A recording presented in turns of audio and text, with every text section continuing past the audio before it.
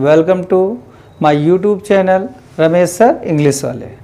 आज मैं फिर आपके सामने एक रोज़ डेली यूज़ में एक सेंटेंस बताने जा रहा हूँ। जैसे कि हम किसी व्यक्ति या वस्तु को जब हम ये कहने की कोशिश करते हैं कि भाई किसी काम का नहीं है, मीन्स जैसे हम कहते हैं कि यह पुस्तक किसी काम का नहीं है, तुम्हारा भाई किसी काम का नहीं है, यह पेन किसी काम का नहीं है।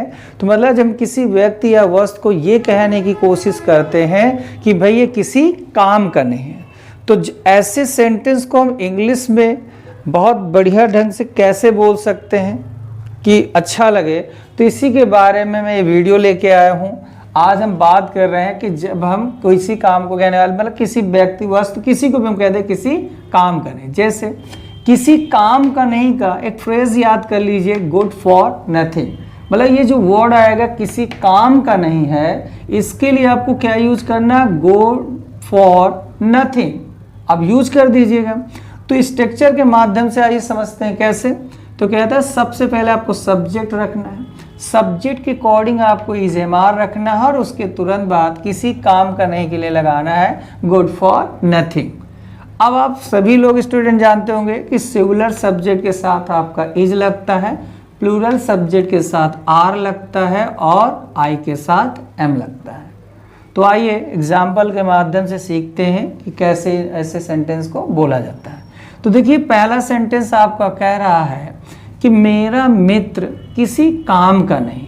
आपने भी कई बार कहा होगा अपने किसी मित्र को कि मेरा मित्र किसी काम का नहीं। तो यहाँ हम किस व्यक्ति के बारे में बात कर रहे हैं, मेरा मित्र। यही आपका क्या हो गया, सब्जेक्ट। तो यहां सबसे पहले सब्जेक्ट लिखना, तो आपने क्या लिख देना है कि माई फ्रेंड आपने लगा दिया। अब यहाँ है हूं के लिए मीन्स ऐसा सेंटेंस जिसमें है हूं होता है, होती है, लगता लगती है, लेकिन कोई काम ना हो रहा हो, तो उसे इज़ेमार का यूज वर्ड टू बी में बोला जाता है।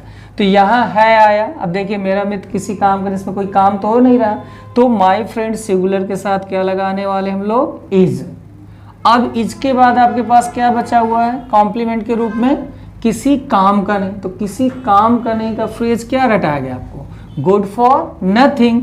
तो हमें यहाँ यूज करना है गुड फॉर नथिंग।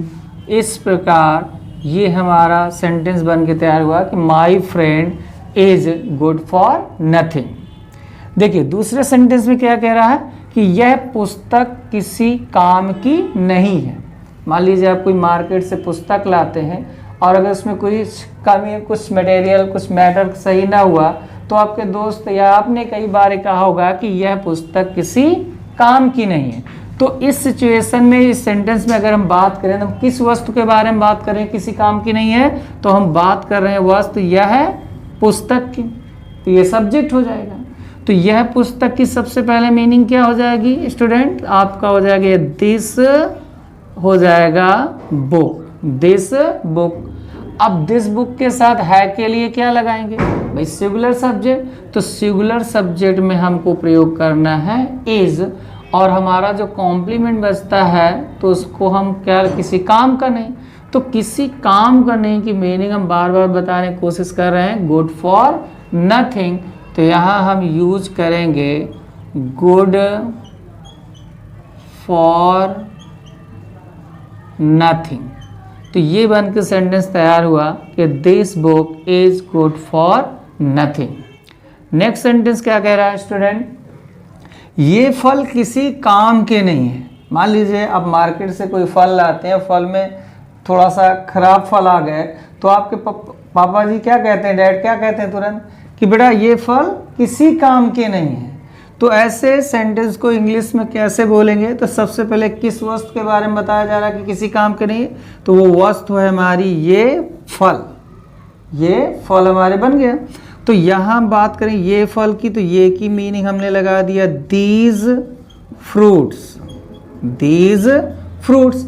अब दीज फ्रूट्स कैसा सब्जेक्ट है स्टूडेंट, प्लूरल। तो प्लूरल में है के लिए क्या लगाने वाले हम लोग, आर। तो ये बन जाएगा दीज फ्रूट्स आर। और ये बचा अब आपका किसी काम के नहीं, तो इसका फ्रेज क्या रटाया गया आप लोगों को, गुड फॉर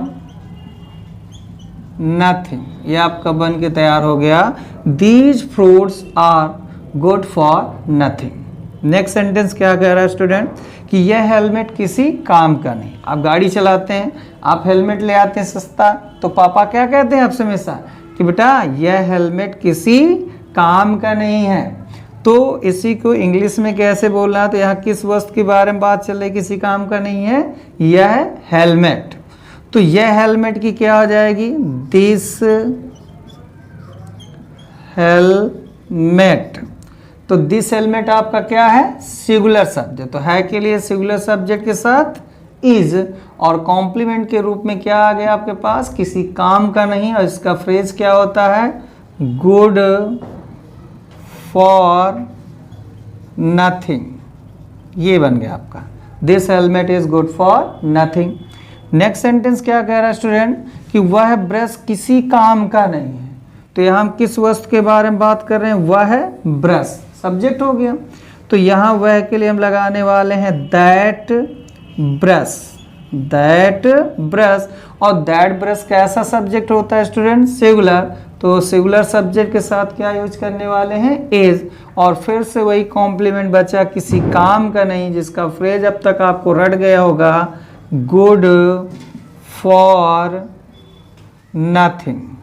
तो ये आपका बन के क्या तैयार हुआ, that brush is good for nothing. अगला सेंटेंस है आपका, तुम किसी काम के नहीं हो। कभी कभी आपको भी किसी ने कहा होगा कि तुम किसी काम, मम्मी तो हमेशा आपकी कहती होंगी कि तुम किसी काम के नहीं हो। तो इसमें हम किस व्यक्ति की बात कर रहे हैं, तुम की। तो तुम की मीनिंग क्या हो जाएगी स्टूडेंट, यू। अब यू प्लूरल सब्जेक्ट, तो यू के साथ क्या लगाना है, आर। और बचा क्या आपके पास अब, किसी काम के नहीं, तो किसी काम के नहीं के लिए यूज करना है good for nothing, good for nothing. Next sentence क्या कह रहा है स्टूडेंट, तुम्हारा भाई किसी काम का नहीं। तो किस व्यक्ति के बारे में बात कर रहे हैं, तुम्हारे भाई के बारे में, सब्जेक्ट हो गया। तो इसकी इंग्लिश क्या हो जाएगी, योर ब्रदर।